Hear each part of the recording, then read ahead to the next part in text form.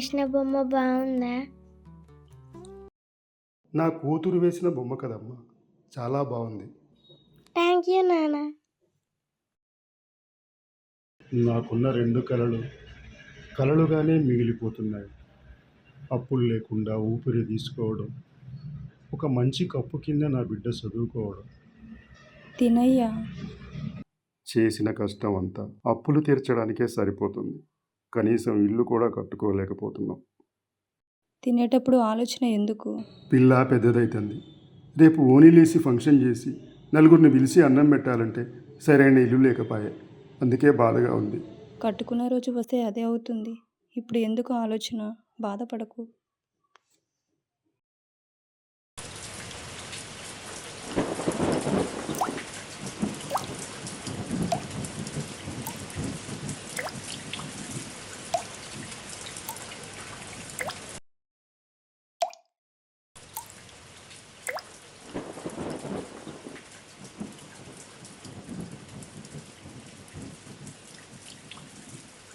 ఏమైంది తల్లి?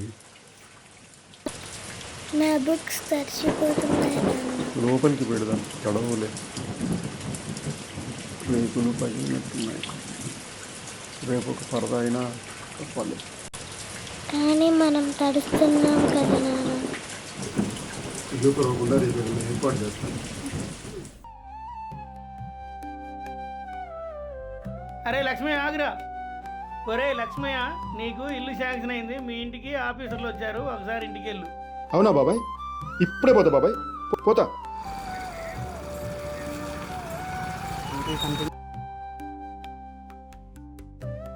లక్ష్మయ్య వచ్చావా?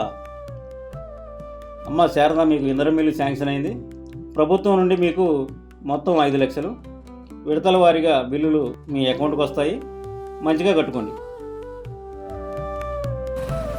సరే లక్ష్మయ్య, సంతోషం.